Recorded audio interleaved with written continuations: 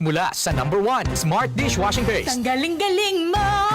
Smart dishwashing paste ko. Pritong ulam na masebo, plato at kaldero.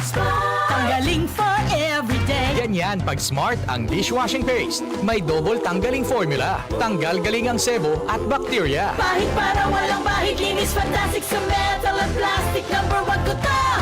Tanggaling-galing mo! Smart dishwashing paste. Heavy duty linis bawat pahid. Smart Dishwashing Paste, manufactured by ACS Manufacturing Corporation. ISO certified, world-class quality. ACS. Samphon Plus Gold. Ako si Morito na namamaga ang aking atay. Sa loob ng 2 linggo na paggamit ko ng Santon Plus Gold, nawala ang pamamaga sa aking atay. Maraming salamat sa Santon Plus Gold. Samphon Plus Gold. Mas pinalakas, pinagaling, pinahusay. Samphon Plus Gold. Mabibili sa mga butika. Goodbye to me, Hello, bright bar blue. Isang labanan yan. Bright bar blue. Pride Bar Blue with powerful stain-away enzymes. Malupit magtanggal ng dumit mancha pero di masakit sa kamay. Goodbye to me, Hello, bright bar blue. Isang labanan yan. As tested ang cotton and polycotton. Sa mancha, malupit. Sa kamay mo, mabait. Pride Bar Blue, manufactured by ACS Manufacturing Corporation. ISO certified, world-class quality. ACS. Pagbasa sa Aklat ng Kawikaan, Kabanata 12, talata 1 hanggang 28, ang taong may unawa ay tumatanggap ng payo, ngunit ayaw mapaalalahanan ang matigas ang ulo. Si Yahweh ay nalulugod sa taong matuwid, ngunit sa masasama siya ay nagagalit. Ang makasalanan ay hindi mapapanatag, ngunit ang matuwid ay hindi matitinag. Ang mabuting babae ay karangalan ng asawa, ngunit kanser sa buto ang masamang asawa. Ang taong matuwid ay mabuting makiharap, ngunit ang masama ay bihira lang magtapat. Pumapatay ng lihim ang mga pangungusap ng masama, ngunit ang salita ng matuwid ay nagliligtas sa kapwa. Ang masama ay lubusang mapaparam at di na magbabalik, ngunit ang sambahayan ng matuwid mananatiling nakatindig. Ang taong matalino ay magkakamit ng karangalan, ngunit ang aanihin ng masama ay pagkutsa lang. Ang maralitang nagsisikap ay mabuting di hamak kaysa nagkukunwang mayaman, ngunit sa gutom nakasadlak. Kahit sa kanyang mga hayop ang matuwid ay mabait, ngunit ang masama kahit kanino ay sadyang mabagsik. Ang taong masipag ay sagana sa lahat, ngunit ang isang hangal sa yaman ay salat. Ang nais ng masama ay puro kasamaan, ngunit ang tuntungan ng matuwid ay hindi magmamaliw.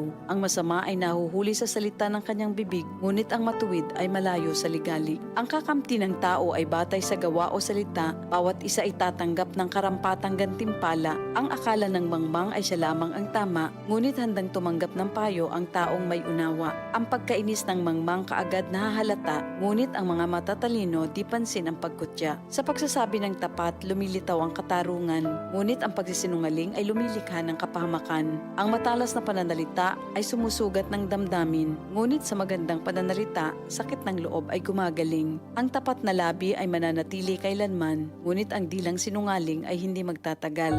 Ang nagbabalak ng masama ay mag-aani ng kapahamakan, ngunit ang nag-iisip ng mabuti magtatamo ng kagalakan. Ang kasamaang palad ay malayo sa matuwid, ngunit ang buhay ng masama ay puno ng ligalig. Namumuhi si Yahweh sa taong sinungaling, ngunit ang tapat ay ligaya niya at aliw. Di agad sinasabi ang alam ng matalino, ngunit kahangalan ay inihahayag ng mangmang na tao. Balang araw, ang masikap, ang mamamahala, ngunit ang tamad ay mananatiling alila. Nagpapahina sa loob ng isang tao ang kabalisahan, ngunit ang magandang balita ay may dulot na kasiglahan. Ang payo ng kaibigang matuwid ay isang gabay, ngunit ang daan ng masama ay tungo sa pagkaligaw. Hindi makakamit ng tamad ang kanyang hinahangad, ngunit ang masikap ay laging may magandang hinaharap. Ang matuwid na landas ay patungo sa buhay, ngunit ang maling daan ay hahantong sa kamatayan. Ito ang salita ng Diyos. Mga balitang 24/7 binabantayan. Kaya unang-una ka. Unang radyo, unang balita. Unang radyo, unang balita. Mula sa pinakamainit na headlines hanggang sa pinakabagong issue na dapat mong malaman. Unang radyo, unang balita. Unang radyo, unang balita. Your morning daily dose of the latest and most relevant news across the country. Lunes hanggang Biyernes, alas 5 hanggang alas 6 ng umaga. Unang radyo. radio, unang balita. Unang radio, unang balita. Kasama sina Sander Kayabyab at Rod Marcelino. Unang radio, unang balita. Unang radio, unang balita. Sa DCXL News, 558 kHz, RMN Manila. Abangan ngayong Pebrero na. Ito ang DCXL News. 558 kHz. 6 na dekadang maaasahan sa balita at serbisyo publiko. Ang himpilan ng RMN Network sa Mega Manila. Live sa radyo at online.